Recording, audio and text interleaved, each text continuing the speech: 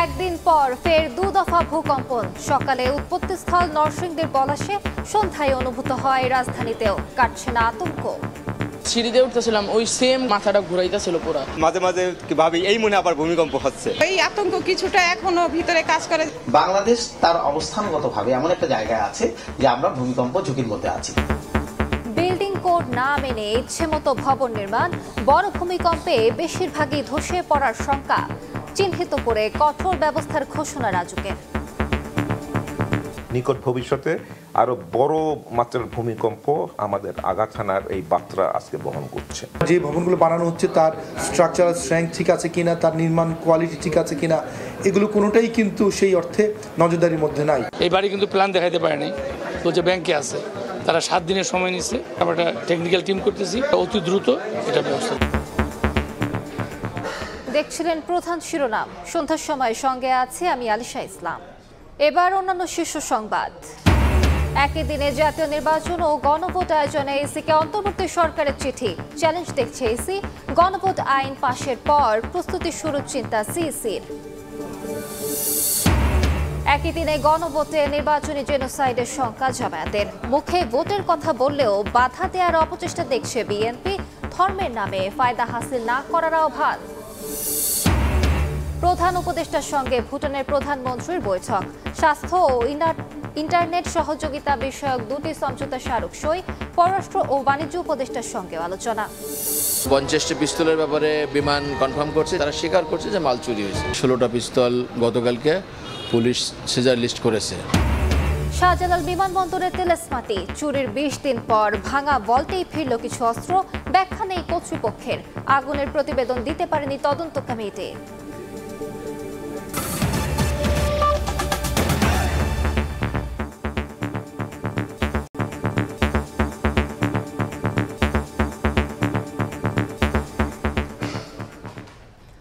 পাঁচ 5.7 মাত্রার ভয়াবহ ভূমিকম্পের একদিন না যেতেই আবারও 2 দফায় ভূকম্পন। সকালে উৎপত্তিস্থল নরসিংদীর পলাশে, মাত্রা ছিল 3.3। সন্ধ্যায় অনুভূত হয় রাজধানীতেও। উৎপত্তিস্থল বাড্ডায় মাত্রা ছিল 3.7। আবহাওয়া অধিদপ্তর বলছে এটি গতকালের ভূমিকম্পের আফটার শক। 100 বছরের মধ্যে এই অঞ্চলে বড় ভূমিকম্প না হওয়ায় ঝুঁকি দেখছেন গবেষকরা। 5.7 মাত্রার ভয়াবহ ভূমিকম্পের আতঙ্ক কাটতে না কাটতেই আবারও ভূকম্পন। এবারও উৎপত্তিস্থল নরসিংদীতে। শনিবার সকাল 10:36-এ হঠাৎই কেঁপে ওঠে পুরো এলাকা। ঘর থেকে বেরিয়ে আসেন অনেকে। মাত্রা কম হওয়ায় কোনো ক্ষয়ক্ষতি না হলেও পরপর 2 দিন ভূকম্পনে আতঙ্কিত বাসিন্দারা। এদিকে সন্ধ্যা 6:06 ভূকম্পন অনুভূত হয় রাজধানী সহ আশপাশের এলাকায়। 3.7 মাত্রায় উৎপত্তিস্থল ছিল রাজধানীর বাড্ডায়। গত শুক্রবার এবং শনিবার যে 2 দিনে যে বিল্ডিং অনেকগুলো ভবন ফেটে গেছে, আমরা আতঙ্কিত। এখনো ভূমিকম্প হয়ে গেছে, হওয়ার ফলে আমরা দৌড়ায় নিচে চলে আসছি। বিষয়টি নিশ্চিত করে আবহাওয়া অধিদপ্তর জানায় এটি শুক্রবারের ভূমিকম্পের আফটার শক। 100 বছরের মধ্যে এই অঞ্চলে বড় ভূমিকম্প না হওয়ায় ঝুঁকি দেখছেন গবেষকরা। 10:36 আবার একটা ভূমিকম্প হয়েছে, যেটার ম্যাগনিটিউড 3.3। গত 100 বছরে কিন্তু কোনো বড় ভূমিকম্প হয়নি। 100 বছর বা 100 বছর ধরে ভূমিকম্প একটা নির্দিষ্ট টাইমের পরে আবার সে জায়গায় হয়। এটাকে ভূমিকম্পের রিপিট টাইম বলা হয়। সেটা যদি আমরা বিচার করি, সেক্ষেত্রেও কিন্তু একটা বড় ভূমিকম্পের ঝুঁকি এই অঞ্চলে রয়ে গেছে।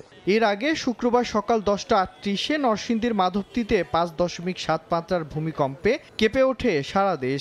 এতে 10 জনের প্রাণহানি ও কয়েকশো মানুষ আহত হন। রাজধানী সহ দেশের বিভিন্ন স্থানে বহু ভবন হেলে পড়ার পাশাপাশি ফাটলও ধরে।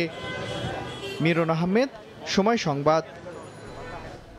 ভূমিকম্পের পরদিনও পুরোপুরি আতঙ্ক কাটেনি রাজধানীবাসীর। এদিকে ভূমিকম্পে পুরান ঢাকায় ভবনের রেলিং ভেঙে 3 জন মৃত্যুর ঘটনায় ক্ষতিগ্রস্ত ভবনটি পরিদর্শন করেন রাজুক চেয়ারম্যান।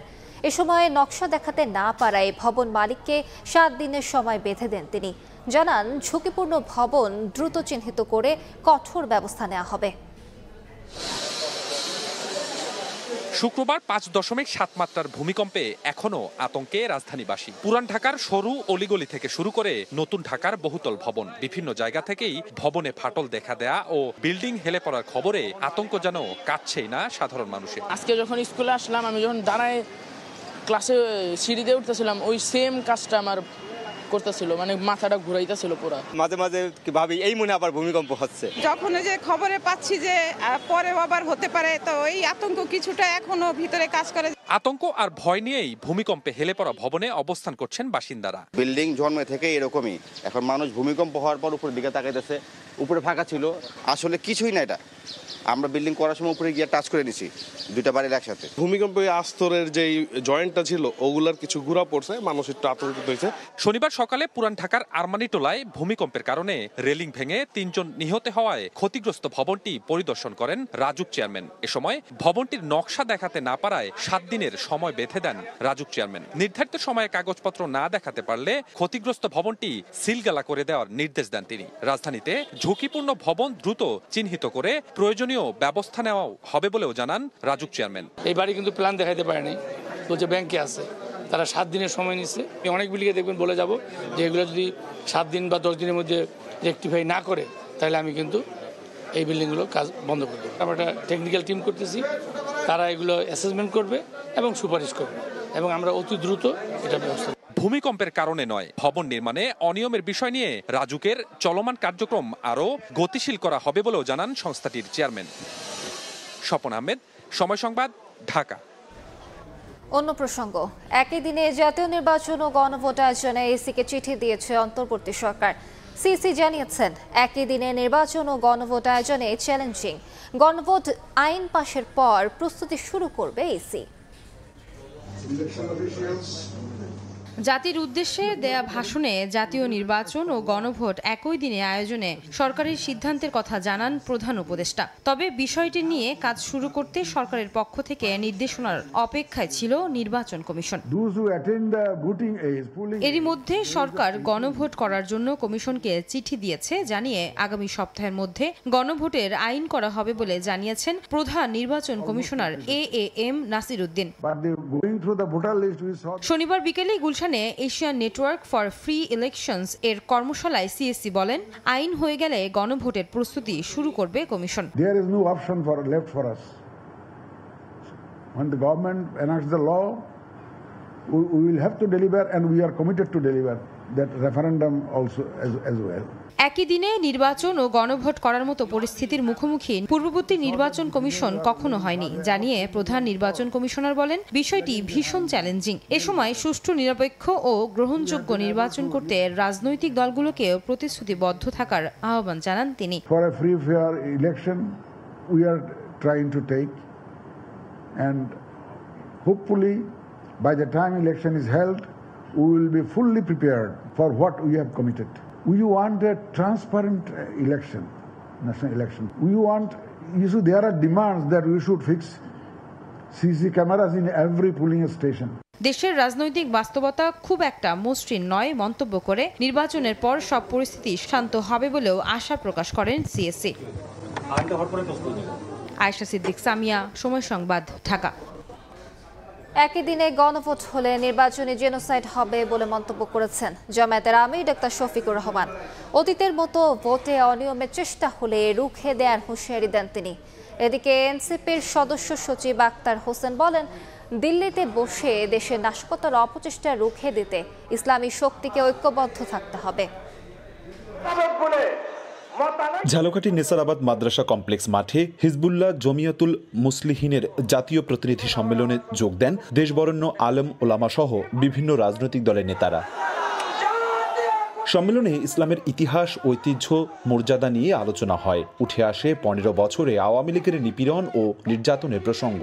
ইসলাম ও দেশ রক্ষায় আগামীর জাতীয় নির্বাচনে সবাইকে ঐক্যবদ্ধ থাকার আহ্বান জানানো হয়।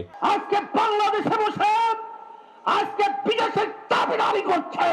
আমরা আজকে দেখেছি স্বাধীন হওয়ার পরেও আমরা পরাধীনতার গিরগিরের মধ্যে আবদ্ধ ছিলাম। সমাবেশে এনসিপির সদস্য সচিব আখতার হোসেন বলেন, দেশে নাশকতার পরিকল্পনা করছে দিল্লির ফ্যাসিবাদী শক্তি। তাদের রুখতে ইসলামী শক্তিকে ঐক্যবদ্ধ থাকার আহ্বান জানান তিনি। আর অতীতের মতো ভোটে ইঞ্জিনিয়ারিং কিংবা কেন্দ্র দখল হলে কঠোর জবাব দেওয়ার হুঁশিয়ারি দেন জামায়াতে ইসলামীর আমির। বাংলাদেশের মানুষ শুধুমাত্র হাসিনার ফ্যাসিবাদকে তাড়ায় নাই, দিল্লিতে থাকা ফ্যাসিবাদের গোড়াকে উপরে ফেলেছিল বাংলার জনতা। এই নির্বাচনে অতীতের মতো কোনো ইঞ্জিনিয়ারিং, কোনো মেকানিজম অথবা ভোট কেড়ে নেওয়ার কোনো পায়তারা চালানো হলে আমি আপনাদেরকে বলবো আপনারা বুলেট হয়ে গর্জন করবেন। এদিকে চট্টগ্রামের আকবর শাহ এলাকায় একটি মাদ্রাসার মাহফিলে যোগ দিতে হেলিকপ্টার যোগে নগরীর প্যারেড মাঠে নামেন জামায়াতের আমির। একই দিনে নির্বাচন ও গণভোট হলে তা হবে নির্বাচনের জেনোসাইড বলে মন্তব্য করেন তিনি। আমরা আগেই বলেছি নির্বাচনের দিন গণভোট হলে নির্বাচনের জেনোসাইড হওয়ার সম্ভাবনা আছে। সবাইকে ঐক্যবদ্ধ থাকারও আহ্বান জানান জামায়াতের এই শীর্ষ নেতা। অপূর্ব অপু, সময় সংবাদ। মুখে নির্বাচনের কথা বললেও একটি গোষ্ঠীর বিভ্রান্তি ও বাধা দেওয়ার অপচেষ্টা দেখছে বিএনপি। দলটির মহাসচিব বলেছেন, গেল 10 বছরে ফ্যাসিবাদ বিরোধী আন্দোলনে দৃশ্যমান কোনো ভূমিকায় পাওয়া যায়নি জামায়াতকে। ধর্ম ব্যবহার করে ফায়দা হাসিল না করার আহ্বান তার। নির্বাচনের ডামাডোলে সরগরম রাজনীতির মাঠ। নিজ প্রতীকে প্রচারণার পাশাপাশি দলগুলোর মধ্যে চলছে কথার লড়াই। দুপুরে ইসলামিক ফাউন্ডেশনের মসজিদ ভিত্তিক গণশিক্ষা কেয়ারটেকারগণ আয়োজিত আলোচনা সভায় যোগ দেন বিএনপি মহাসচিব। এ সময় হাসিনা বিরোধী আন্দোলনে জামায়াতের নিশ্চুপ ভূমিকার সমালোচনা করেন তিনি। বলেন, পিআরের দাবিতে সোচ্চার দলটি এখন সুর নরম করে নির্বাচনের দিকে হাঁটছে। একটা রাজনৈতিক দল সমানে চিৎকার করছে, পিআর দিতে হবে, পিআর দিতে হবে, পিআর না হলে নির্বাচন হবে না। অনেক হুঙ্কার টুঙ্কার হয়েছে, তাই না?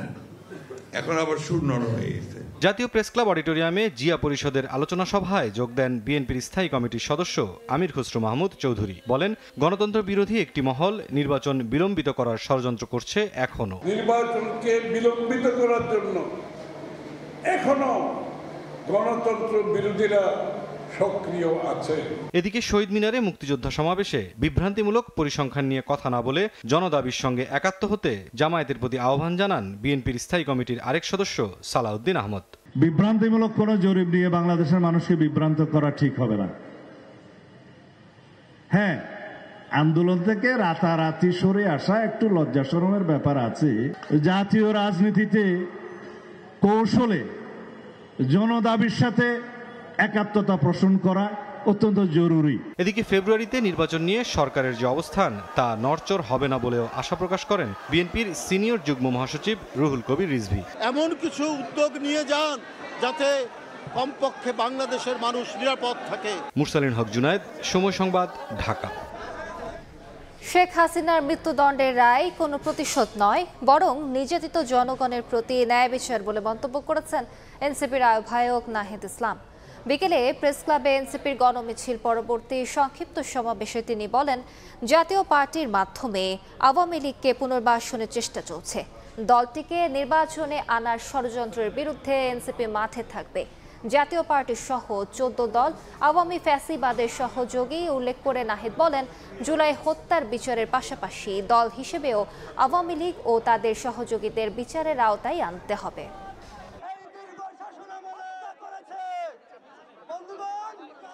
শেখ হাসিনার এই রায় কোনো রাজনৈতিক প্রতিশোধ নয়।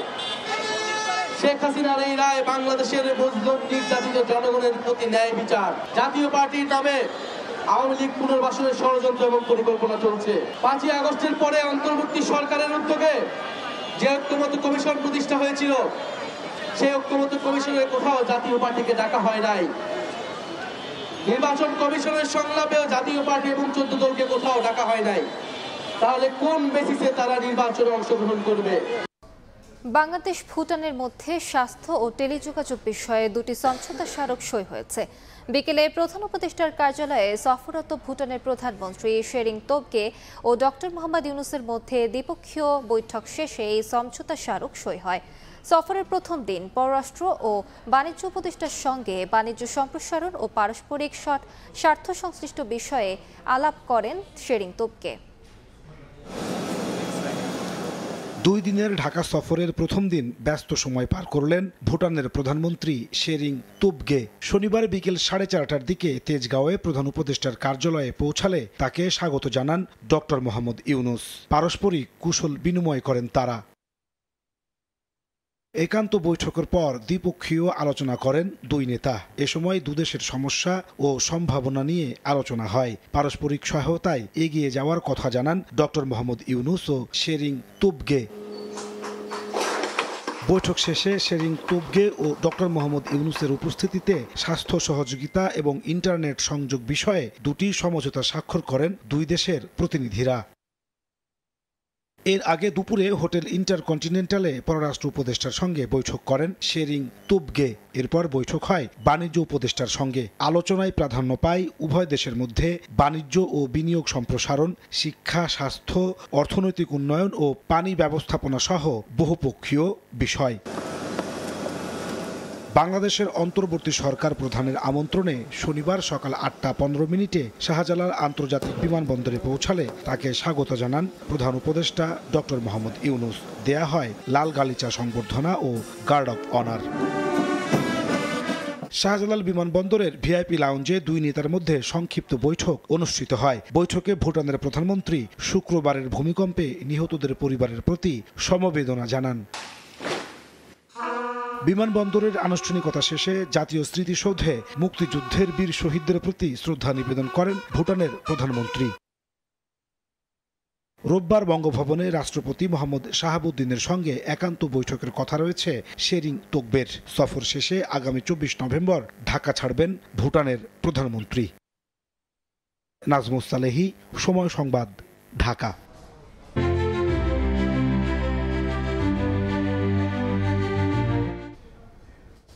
এ যেন সিনেমাকেও হার মানানোর গল্প। শাহজালাল আন্তর্জাতিক বিমানবন্দরের স্ট্রং ভল্টের তালা ভেঙে অস্ত্র চুরির 20 দিনের মাথায় ওই ভল্টেই মিলল বেশ কিছু অস্ত্র। তবে অস্ত্র গায়েব ও ফিরে আসা নিয়ে কোনো উত্তর নেই কর্তৃপক্ষের। এদিকে আগুন লাগার পর গঠিত তদন্ত কমিটি 33 দিন পরও রিপোর্ট দিতে পারেনি। এস এল মামুন ও রতন মজুমদারকে সঙ্গে নিয়ে রায়দুল ইসলাম শুভ রিপোর্ট। গত 18 অক্টোবর হযরত শাহজালাল আন্তর্জাতিক বিমানবন্দরের অগ্নিকাণ্ডের ঘটনার প্রায় 1 মাস পেরিয়েছে। এর মধ্যে ঘটে গেছে ভোল্ট থেকে অস্ত্র চুরির মতো ঘটনা। এর মধ্যে আবার নতুন একটি মোড় নিয়েছে এই অস্ত্র চুরির ঘটনায়।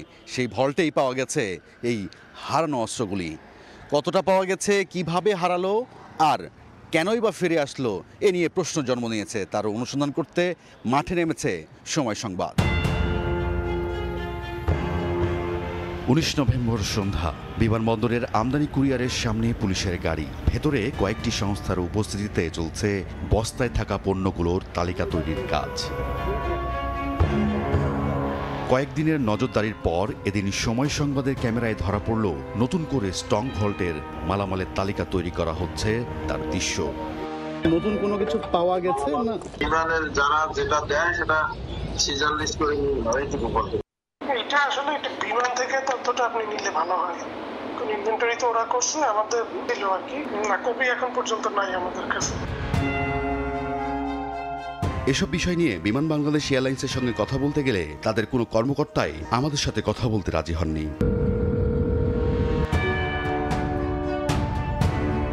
ঘটনার এতদিন পর আবারও কিসের তালিকা তৈরি হচ্ছে? দীর্ঘ অনুসন্ধানের পর জানা যায় সেই বস্তায় ছিল কয়েকটি পিস্তল ও বেশ কিছু অস্ত্রের ভাঙা অংশ। এদের মধ্যে ব্যারেক্টা মডেলের পিস্তল ও অন্যান্য মডেলের বেশ কিছু অস্ত্রও পাওয়া যায়। এসবই হারিয়েছিল সে সময়। প্রশ্ন হলো, অস্ত্র কি এখানেই ছিল নাকি গায়েব করার পর আবারও ভল্টে যত্ন করে রেখে দেওয়া হয়েছে? এবার একটু পেছনে ফিরতে চাই আমরা। বিমানবন্দর থানায় একটি জিডি করেন গ্রাউন্ড হ্যান্ডলিং এর দায়িত্বে থাকা বিমান বাংলাদেশ এয়ারলাইন্স কর্তৃপক্ষ, যাতে বলা হয় ভল্টটির তালা ভাঙা হয়েছে, কিন্তু সে সময় কোনো মালামাল গায়েবের বিষয়টি উল্লেখ করা হয়নি। শুধু 50টি পিস্তলের ব্যাপারে বিমান কনফার্ম করছে, আর বাকি মালগুলো তারা পায়নি এবং তারা স্বীকার করছে যে মাল চুরি হয়েছে। গত 10 নভেম্বর সময় সংবাদে প্রচার হওয়া রিপোর্টে তুলে ধরা হয় ওই ভল্টে ছিল এক অস্ত্র ব্যবসায়ীর আমদানি করা একাধিক অস্ত্র, কিন্তু কোনো সংস্থা এ বিষয়ে সে সময় সঠিক তথ্য দেয়নি। তবে এই ব্যবসায়ী এখন জানাচ্ছেন যেসব অস্ত্র এখন পাওয়া গেছে তার মধ্যে তার অস্ত্রও আছে। তার দাবি 16টি পিস্তলের খবর তাকে জানানো হলেও এখনো মেলেনি 20,000 বুলেটের সন্ধান। বিমানের জিএম সাহেবের সাথে আমি ফোন দিয়েছিলাম, উনি বলছেন যে উনি শুনেছেন। জানতে পারলাম যে 16টা পিস্তল গতকালকে পুলিশ সিজার লিস্ট করেছে, এটুকু জানতে পেরেছি। এত কিছুর পরও বিমানবন্দরের অগ্নিদগ্ধ স্থান, এমনকি বিমানবন্দরের নিরাপত্তা নিয়ে উদাসীনতা লক্ষণীয়। দিনের আলোতে বাহিনীগুলোর নিয়মিত টহল জারি থাকলেও রাত হলেই ভুতুড়ে পরিবেশ কুরিয়ার সেকশন জুড়ে। সন্দেহভাজন মানুষের আনাগোনা আর টাকা পয়সার লেনদেন নানা প্রশ্নের জন্ম দেয়। এমনকি সিভিল এভিয়েশনের নির্ধারিত ময়লা ফেলার স্থান, তার ভেতরের এই দৃশ্য। স্ট্রং হোলটি যেখানে ছিল তার 100 মিটারের মধ্যে দেয়ালের অংশ ভাঙা তো বটেই, পুরো দেয়াল জুড়ে থাকলেও কিছু অংশে নেই কাঁটাতারের বেড়া। শাহিদুল ইসলাম শুভ, সময় সংবাদ, ঢাকা। দেশের বাইরের খবর। বিরোধ কাটিয়ে নিউ ইয়র্কের নবনির্বাচিত মুসলিম মেয়র জোহরান মামদানির সঙ্গে বৈঠক করেছেন মার্কিন প্রেসিডেন্ট ডোনাল্ড ট্রাম্প। স্থানীয় সময় শুক্রবার হোয়াইট হাউসের ওভাল অফিসে রুদ্ধদ্বার বৈঠকে প্রথমবার মুখোমুখি হন তারা।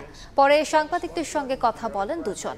নিউ ইয়র্কের উন্নয়নে সহযোগিতার প্রতিশ্রুতি দিয়েছেন মার্কিন প্রেসিডেন্ট। অন্যদিকে আবাসন সংকট, জীবনযাত্রার ব্যয় বৃদ্ধি ও আইসিই সহ ফেডারেল আইন প্রয়োগকারী সংস্থাগুলোর ভূমিকা নিয়ে উদ্বেগ জানান নবনির্বাচিত মেয়র। এ পর্যায়ে শীর্ষ সংবাদগুলো জানিয়ে দিচ্ছে আরেকবার।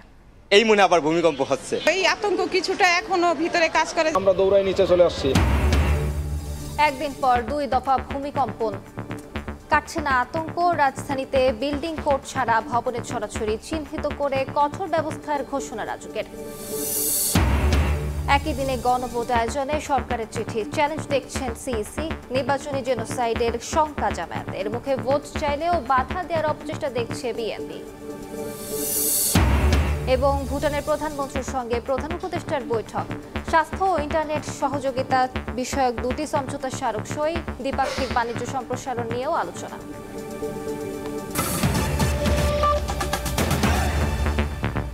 এ ছিল সন্ধ্যার সময়। এরপর জনপদের সময় নিয়ে সঙ্গে থাকবেন জাফর সাদিক। ধন্যবাদ আলিশা। জনপদের সময় নিয়ে আসছি কিছুক্ষণ পর, সঙ্গে থাকুন সময়।